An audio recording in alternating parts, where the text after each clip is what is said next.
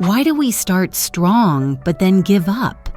Have you ever started something with so much energy and excitement, thinking, this time I'm really going to change? Maybe you promised yourself you'd study English every day or go to the gym or wake up earlier. For a few days, maybe even a week, you felt great. You followed your plan. You were proud of yourself. But slowly, things got harder. You missed one day, then another, then somehow you stopped. The motivation just disappeared. This is one of the biggest challenges people face, not starting, but continuing. That's what we're talking about today. In this episode, you'll learn how to force yourself to be consistent, not through pressure or pain, but through a deeper understanding of what makes us stop and what helps us keep going. We'll talk about mindset, identity, small actions, and how to build real momentum, all in slow, clear, natural English. So whether you're walking, cleaning, or just relaxing with your headphones, let's go deep. Let's figure this out together. What does it really mean to be consistent?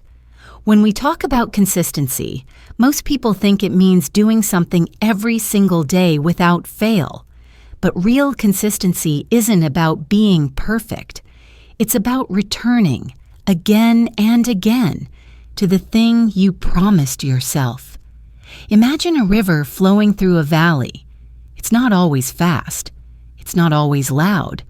But it keeps moving, day after day. That's consistency.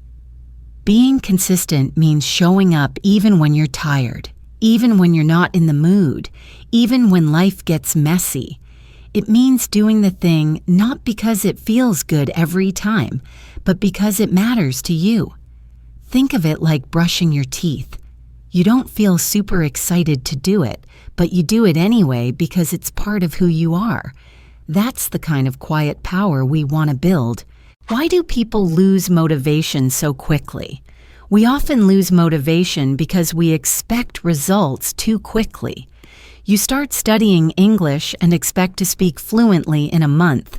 You go to the gym and hope to see a six-pack in 2 weeks.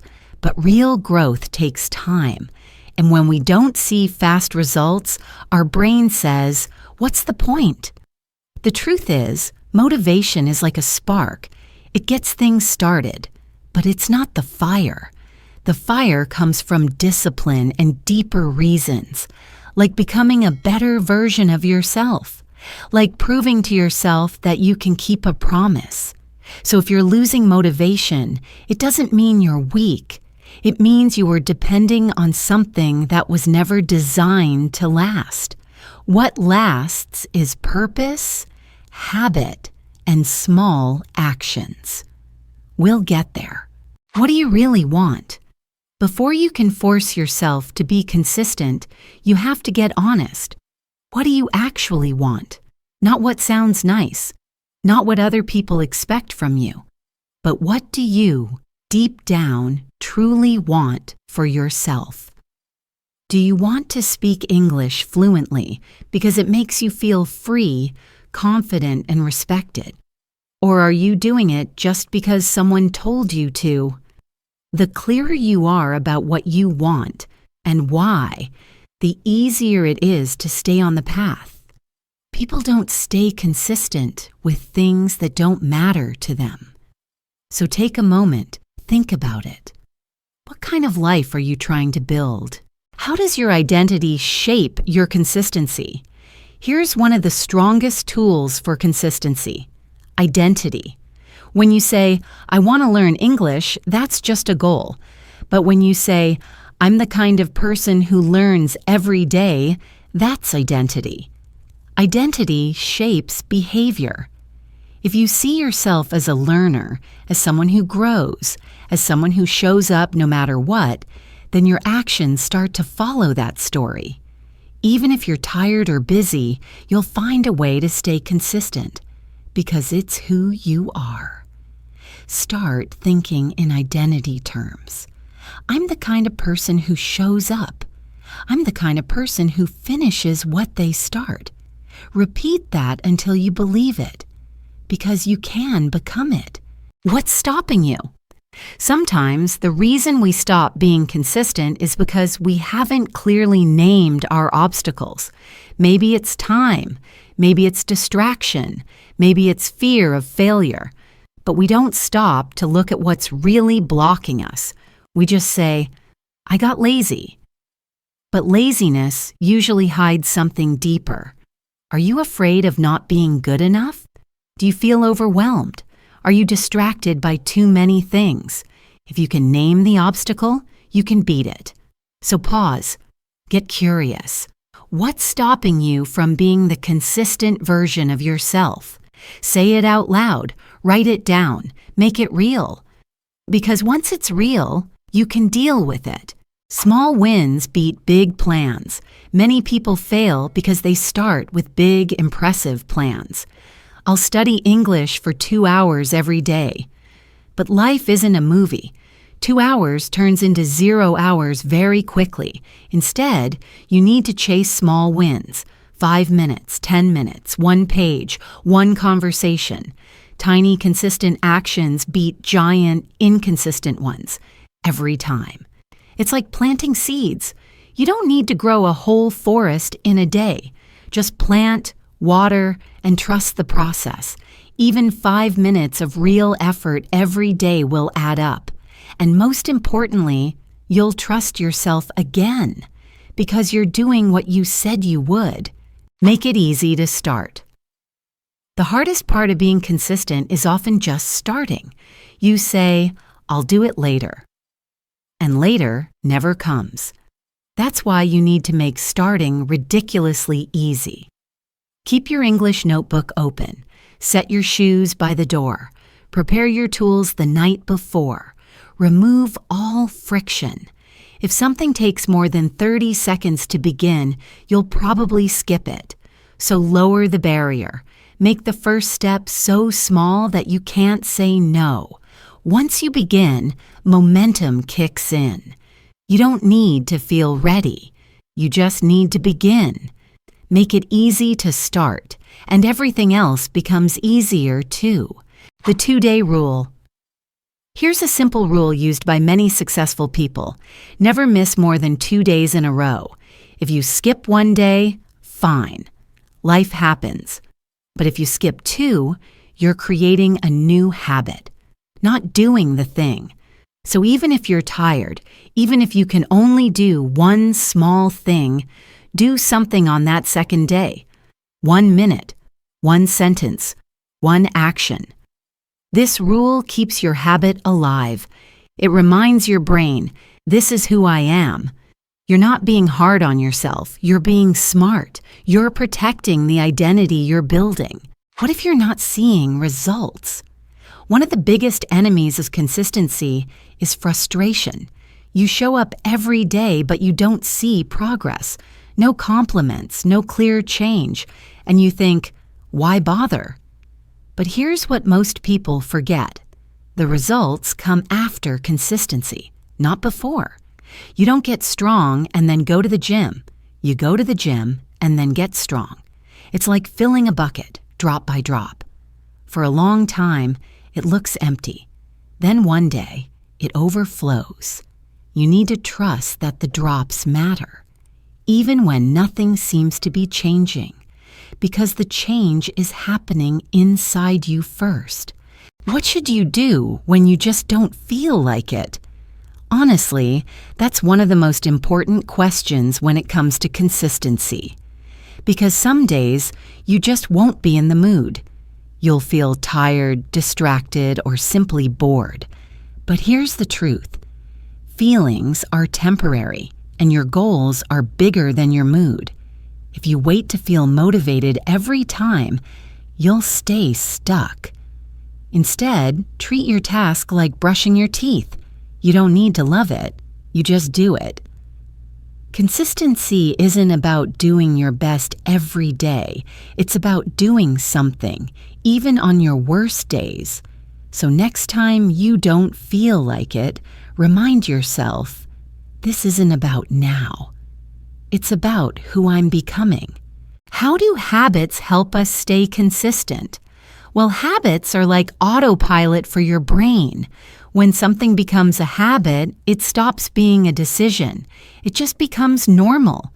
You don't ask, should I brush my teeth today? You just do it because it's part of your routine. That's the power of habit. It saves energy, removes doubt, and keeps you moving. So if you want to be consistent, focus on building a routine that includes your goal. Whether it's 5 minutes of English listening every morning or journaling at night, make it part of your rhythm. Because once it becomes automatic, it becomes easy to maintain, even when life gets messy. Why does comparison kill consistency? Because when you look at others, you start judging your journey based on their progress. Maybe someone speaks English more fluently, or has a better body, or seems more successful, and suddenly your own effort feels small or pointless. But the truth is, everyone is running a different race. You don't know their full story. You don't see the years behind their success. When you compare, you lose focus. You stop watering your own plant because you're too busy staring at someone else's garden. Consistency grows best when you stay in your own lane, with your own reasons and your own pace. Run your race. What if your progress is invisible? It often is. You won't always notice it in the mirror or hear it in your voice. But just because you can't see it doesn't mean it's not happening. Sometimes your progress is deep inside. Your mindset is changing, your confidence is growing, your habits are forming. That kind of progress doesn't shout, it whispers. But over time, it becomes the strongest kind. So don't give up just because you can't measure it yet. Stay consistent, and one day you'll look back and realize how far you've come, even if you didn't feel it at the time. Why do people wait for the perfect time? Because they're scared. Scared of failing. Scared of not being good enough. So they say, I'll start when I'm ready, or when things calm down. But life is never perfect. There's always noise, pressure, or distraction. If you keep waiting for the right time, you'll never begin. The secret is to start anyway. Start messy, start unprepared, because once you start, you can adjust. You can learn. The perfect time is a myth. The real time is now, while you're scared, while you're unsure, while life is still a little crazy. That's when change begins. How can you track your consistency? One of the best ways is to use a simple habit tracker, a notebook, a wall calendar, even a checklist app. Each day you show up, mark an X. It sounds simple, but it's powerful. Because when you see those marks adding up, you feel proud. You feel like you're building something. It becomes a game. Don't break the chain. Even 5 minutes a day becomes something worth celebrating. And when you miss a day, you can spot it quickly and get back on track. Tracking gives you a visual reminder of your commitment. It turns effort into momentum. What's more important, discipline or motivation? Definitely discipline. Motivation comes and goes like the weather. Some days you feel excited. Other days you feel flat. You can't control that, but discipline, that's something you build. It's a muscle. The more you use it, the stronger it gets. Discipline means you do the thing even when you don't want to. And the funny thing is, once you do it, the motivation often comes back. So don't wait to feel ready. Just start. Use discipline to begin. Motivation will meet you there. Can you forgive yourself and still be consistent? Yes. In fact, forgiveness is part of being consistent. You will mess up. You will skip days. You will fall into old habits sometimes. That's not failure. That's being human. What matters is how you respond.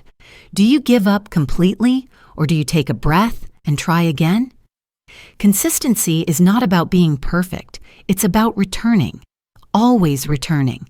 So be kind to yourself. Say, yes, I slipped, but I'm still here. I'm still trying. That's what real strength looks like. How long does it take to become consistent? That's a tricky question.